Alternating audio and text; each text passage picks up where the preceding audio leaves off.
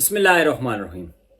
आपको हमारे white board के ऊपर कुछ वर्ड्स लिखे हुए नजर आ रहे हैं। रीड और फिर हमने इसके आगे डियर लिख दिया, लिसन के आगे साइलेंट लिख दिया, नाइट के आगे थिंग लिख दिया, एंगल के आगे गैनल लिख दिया, टेल के आगे लीटा लिख दिया।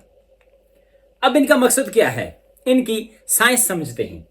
अब देखें, रीड है हमारे पास एक वर्ड, हमने क्या किया कि इसके स्पेलिंग्स को चेंज कर दिया।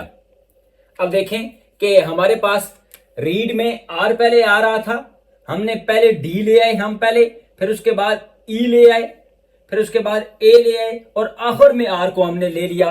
तो रीड से हमारे पास एक नया मीनिंगफुल लफ्ज बन गया, डियर। रीड का मतलब पढ़ना, डियर का मतलब प्यारा। लिसन एक बार हमारे पास लफ्ज होता है, हमने इसके स्पेलिंग्स को रीअरेंज किया, उसकी एक नई तरतीब दी और हमने उससे लफ्ज बना लिया साइलेंट।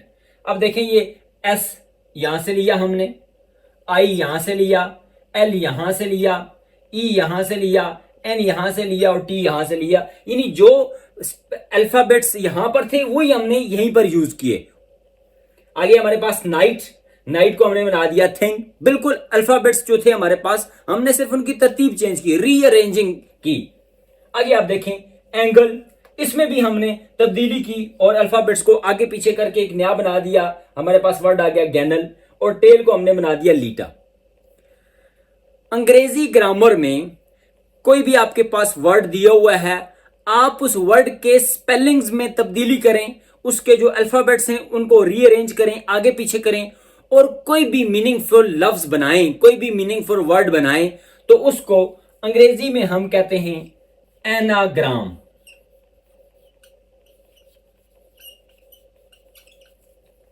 लेकिन सवाल ये पैदा होता है, क्या हमारे पास ये जो हमने 5 अल्फाबेट्स लिखे हैं, ये जो पेयर्स बने हुए हैं, ये सारे के सारे एनाग्राम हैं? नहीं, ऐसा नहीं है। रीड का मतलब होता है पढ़ना, डियर का मतलब होता है प्यारा, ये एनाग्राम है।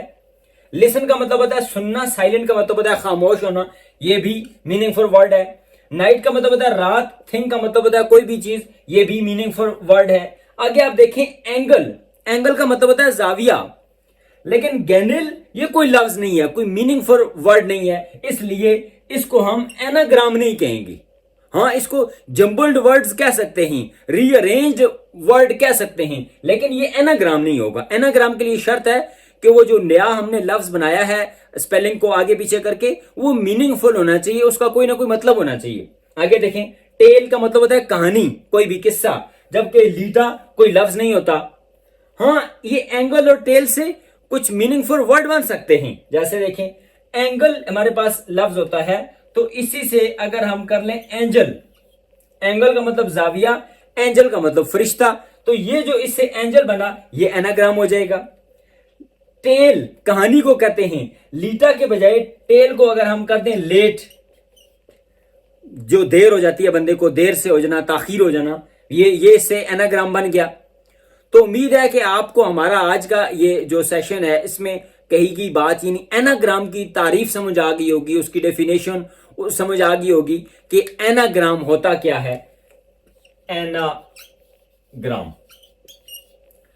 आप सारे लोगों से रिक्वेस्ट है कि आपने कमेंट सेक्शन में कम से कम 5 वर्ड्स अपनी तरफ से, बगैर किसी डिक्शनरी का इस्तेमाल किए, बगैर चैट जीपीटी, डीप सीक का, गूगल का इस्तेमाल किए, अपनी जो जहानत है आपकी, आपके पास जो दिमाग में वोकैबुलरी मौजूद है, उससे 5 आपने वर्ड्स लिखने हैं और फिर उनके ही रीअरेंज करके, स्पेलिंग्स रीअरेंज करके नए जो मीनिंगफुल वर्ड्स हैं वो बनाने हैं और कमेंट्स में हर बंदे ने 5-5 वर्ड्स लिखने हैं, ताकि आए मिलकर सीखें।